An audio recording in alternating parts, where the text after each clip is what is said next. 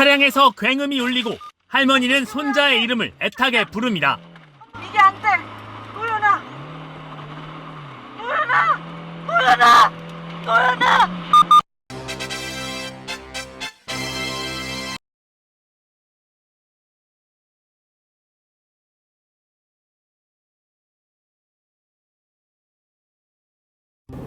네, 안녕하세요. 반갑습니다. 도로교통 사고 감정사 운전하는 곰돌입니다. 네, 제가 오늘 이렇게 앞에 제 직업을 간단하게 나타낸 후에 말씀드린 이유는 오늘 말씀드릴 주제는 조금 무겁기도 하고요. 조금 전문성이 필요한 부분의 영역이기도 하고, 그리고 조심스러운 부분들이 좀 있기 때문에 진실된 말씀을 드린다라는 의미에서 제가 어떤 사람인지 한 번 더 안내하고 그리고 시작하는 인사말을 드렸습니다. 여러분들은 차량의 급발진에 대해서 어떻게 생각하시나요?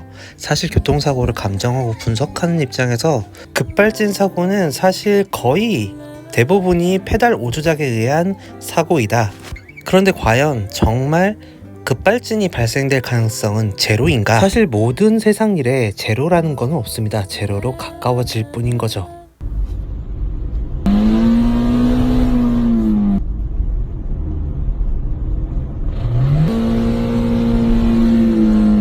아무래도 이제 너 뭐 하는데 이 직업이 뭐 하는 직업이야? 라는 얘기들을 하셨을 때 과연 내가 이 문제와 이 사건, 이 사고를 다뤘을 때 분석하고 감정하고 그리고 제가 느끼는 그 나름대로의 그 결과, 이런 부분들이 사실 그냥 말씀드리면 굉장히 비전문적으로 다가올 게 당연하고, 이런 부분들을 일부러 말씀드리는 이유는 지금 보시다시피 이런 기출문제나 이런 부분들을 보시다시피 상당히 현실적인 교통사고를 분석하는 과정에서 상당히 현실적인 자격검증을 하고 있는 시험이고, 그리고 그 자격을 가지고 지금 11년, 만 12년 됐네요. 네, 12년째 해오고 있기 때문에 조금은 더 전문적인 시각에서 여러분들에게 이 내용을 오늘 조금 전달드리고자 합니다.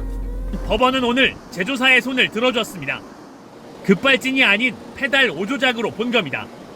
도현군 가족은 가속 페달 변이량 등을 근거로 사고 기록 장치, 즉 EDR 기록을 믿기 힘들다고 주장했지만 받아들여지지 않았습니다. 재판부는 제동 장치 기록은 다른 데이터 경로를 이용한다며 오류가 있을 수 없다고 판단했습니다. 가속 페달이다라고 하면 이제 우리가 흔히 얘기하는 악셀이죠.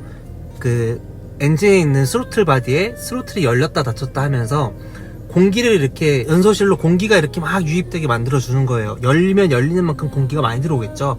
악셀을 밟으면 밟는 만큼 이 스로틀이 개방이 됩니다. 그래서 풀로 밟게 되면 쭉 하고 다 열리고요. 반 정도 밟으면 반 정도 이렇게 열리고, 이렇게 해서 공기가 들어오는 양을 조절해 주는 거예요. 사실 자동차가 기본적으로 주행하는 원리는 이렇습니다. 왜냐면 연소실에서 연료와 그리고 공기가 만나서 이게 이제 점화 플러그에 의해서 빵 하고 충격을 줘서 폭발을 시키는 힘으로 흡입 압축 폭발 배기라는 우리가 사행정 기관을 가지고 이렇게 차가 이렇게 나가거든요.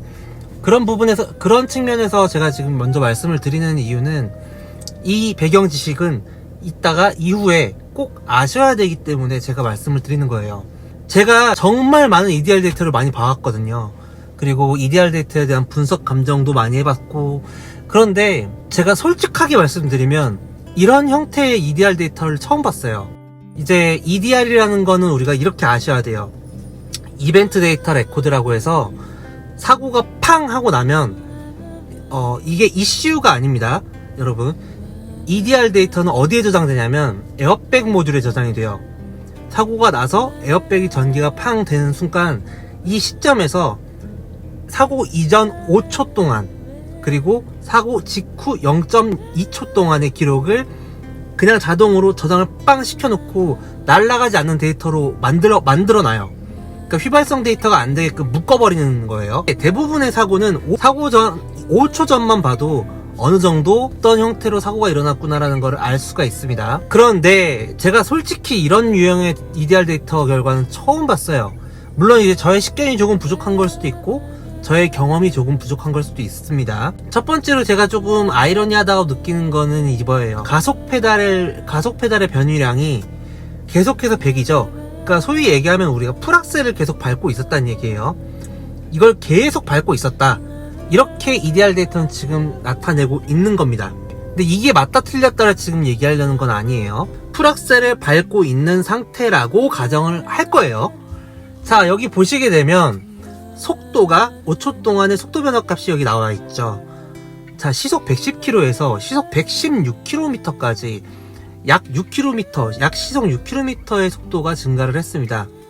풀악셀을 밟고 있는데요. 자, 풀악셀을 밟고 있는 상태에서 시속 6km가 증가를 했다. 어느 시간 동안? 5초 동안. 이것은 사실 가속 페달을 밟아가지고 증가했다라고 보기는 어렵거든요. 브레이크 페달은 신호가 들어오는 선이 다른 루트로 들어옵니다. 그렇기 때문에 사실 EDR 데이터에서는 이 브레이크 페달을 밟았다 안 밟았다 가지고 사실은 논쟁이 있을 가능성이 거의 없어요. 왜냐면 다른 항목들은 뭐 자이로 센서라든지 아니면은 뭐 엔진 오일의 온도라든지 뭐 급제동 급가속 뭐 피칭 요잉 센서라든지 이런 것들 여러 가지들은 지원을 안 하거나 제공을 안 하는 경우가 있을 수도 있는데 브레이크 페달만큼은 다릅니다. 다른 신호를 타고 들어와요. 그렇기 때문에 여기서 나와 있는 브레이크 페달 오프 라고 하는 거는 제동 페달을 밟지 않았다는 거예요.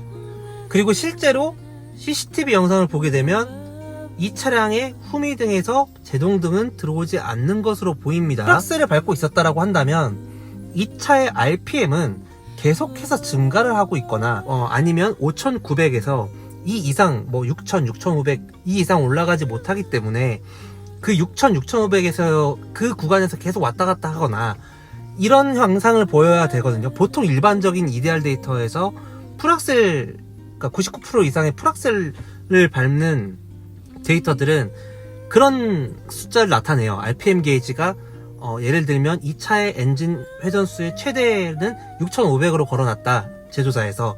그러면 6500, 6480, 6500, 6480 막 왔다 갔다 한단 말이에요. 우리가 악셀 풀로 밟고 있으면 왜 하잖아요. 그런 의미인 거예요, 사실. 게다가 악셀을 그렇게 밟았으면 5초 동안 시속 6km 가속이 됐다는 건 사실 유의미한 가속이라고 볼 수가 없어요. 가속 페달을 밟아서 만든 유의미한 가속이라고 보기가 좀 어렵습니다.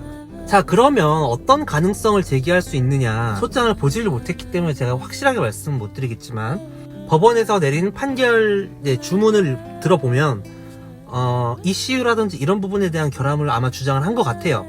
그리고 급발진 가지고 전 세계적으로 승소 아닌 승소 비스무리한 케이스를 가졌던 토요타 급발진 사태 때 결국에 그 분석을 ECU가 조금 오류가 있었다라는 것들이 입증이 됐기 때문에 아마 변호를 하는 변호사님들이나 아니면 여러 가지 이렇게 이제 자료 조사를 하셨던 분들 입장에서 봤을 때는 아마 ECU 쪽 결함을 주장을 하신 게 아닌가 싶어요. 근데 저는 생각이 조금 다릅니다. 사실 급발진이라고 하는 현상은요, 내가 악셀을 눌렀든 누르지 않았든 스로틀이 계속해서 열려 있어야 되는, 스로틀이 완벽하게 열려 있는, 그러니까 100% 열려 있는 궤도량이 이 상태를 보고 보통 우리가 급발진이라고 하거든요. 그런데 이게 꼭 ECU 때문에 발생되는 것만은 아니에요. 자, 우리가 가장 중요한 부분들이 놓치고 있는 게 있어요. 자, 기본적으로 차량 악셀을 밟으면 가속하는 메커니즘은 이렇습니다. 악셀 페달을 밟으면 악셀 페달에 붙어있는 악셀레이션 페달 센서가 있어요. 그러니까 가속 페달 센서죠. 이게 어느 정도를 밟았는지를 어디로 전달을 하냐? 스로틀 포지션 센서로 전달을 합니다. 그러면 스로틀 포지션 센서라는 곳에서 실제로 ECU에다가 신호를 넣어줘요. 아, 이만큼의 스로틀을 열어야 한다. 그럼 ECU가 그 얘기를 듣고 그만큼의 스로틀 밸브를 개방을 합니다. 자, 여기까지가 간단하게 말씀드리는 기본적인 가속 페달을 밟았을 때 메커니즘이에요. 자, 그래서 저는 혹시나 이 부분을 놓치고 있는 거는 아닌가 라는 생각으로 말씀을 드리는 게, 가속 페달 센서와 이 가속 페달 센서하고 연결되어 있는 스로틀 포지션 센서에서 결국에는 ECU로 이 신호값을 줘야 그만큼 열렸다 닫혔다를 하고 ECU가 다시 명령을 내려주고 하는 거거든요. 근데 ECU가 명령을 내릴 때의 문제가 아니라, 그러니까 즉 아웃풋이 아니라 인풋 값에 문제가 있을 수도 있지 않나. 왜냐면 보통 급발진 사고가 나게 되면 ECU의 결함 또는 운전자의 페달 오조작, 이 두 가지만 놓고 보는 경우가 사실은 거의 대부분이거든요. 근데 관점의 방향을 조금 다른 부분에서 생각해 볼 필요도 있다라는 거예요. 옛날에는, 그러니까 우리가 1990년대 때는 뭐 이제 그때는 자동차의 보급률이 지금처럼 많지 않아서 그 가능성이나 확률이 떨어지는 것도 당연히 사실이에요. 모수가 적어지니까. 그런데 그때 그 모수가 늘어났다라고 가정을 해도, 그러니까 동일 모수로 이렇게 놓고 비교군을 보더라도 확실히 요즘 사회에서 뭐 급발진 주장하는 사고로 사건 처리되는 경우들이 훨씬 비중이 많습니다. 비율이 많아요. 그 이유가 이게 자동차 기술이 발전하면서 아까 말씀드린 이 스로틀 바디라고 하는데, 이 스로틀 바디 안에 스로틀이라는 게 있어요. 이게 궤도가 열렸다 닫혔다 하는 이 스로틀, 이거를 열었다 닫았다 해주는 게 원래 뭐가 해야 되느냐, 스로틀 옛날에는 이 철로 돼 있는, 그러니까 이 쇠로 돼 있는 이 케이블 있죠. 악셀을 밟으면 얘가 이 케이블로 연결이 되어 있는 거예요. 그래서 악셀을 밟으면 얘가 땡겨서 이 스로틀이 열렸다 닫혔다 합니다. 그런데 최근에 작동하는 스로틀 방식은 어떠냐면 전자식 스로틀이라고 해가지고 스로틀 바디 안에 이 스로틀 포지션 센서가 있습니다. 그럼 이거는 이제 뭐 케이블식에서도 있었던 거예요. 스로틀 포지션 센서의 각도를 가지고 이 스로틀이 어느 정도 열려있다 닫혀있다 이거를 ECU로 신호를 준단 말이에요.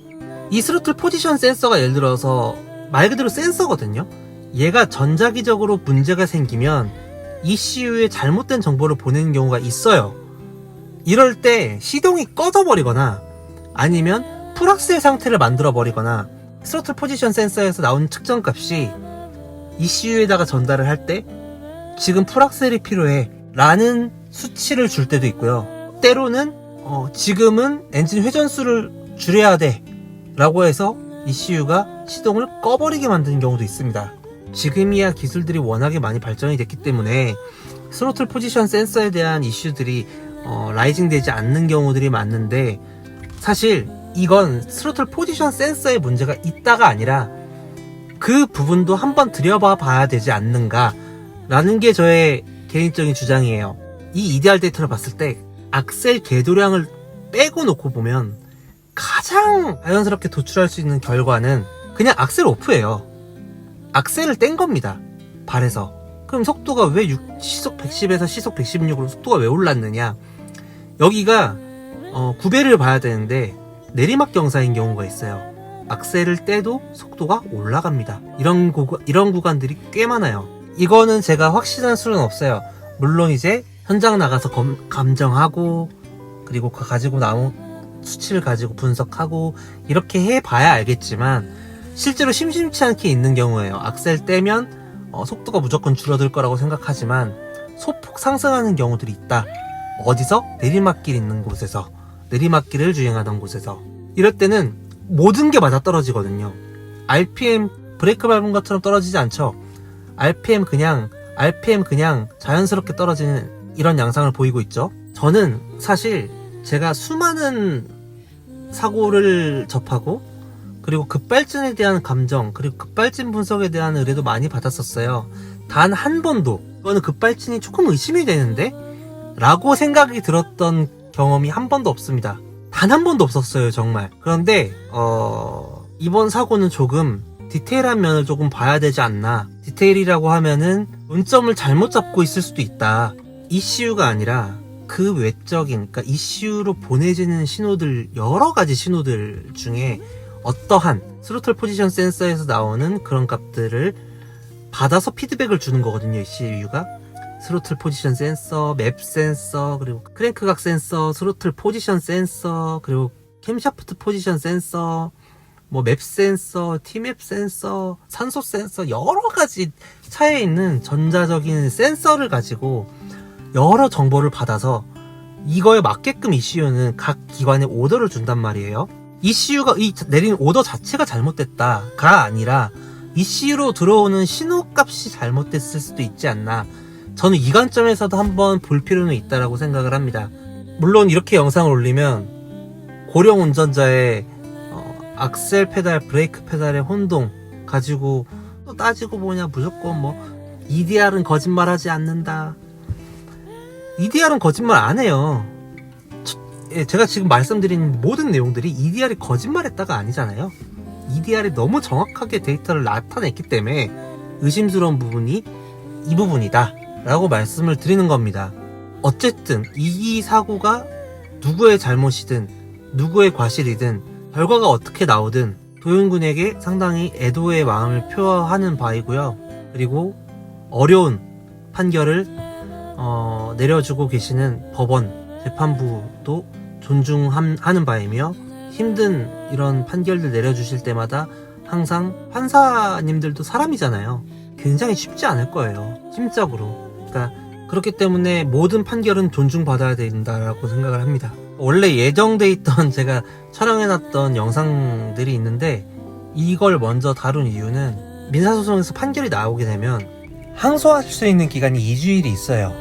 이 항소할 수 있는 기간 안에 혹시라도 항소하시는 항소심의 관계자분들이나, 그리고 그럴 일은 없겠지만 이 사건이 배당돼서 배당을 받으시는 판사님들이나, 어쩌면 우리가 지금까지 봐왔던 여러 가지의 패턴들과 조금 다른 시각에서 접근을 해서 봐야 될 수도 있지 않나, 그렇게 봐야 할 필요도 있지 않나 라는 말씀을 그 짧은 시간 안에 최대한 빨리 전달을 드리고 싶어서 영상을 남깁니다.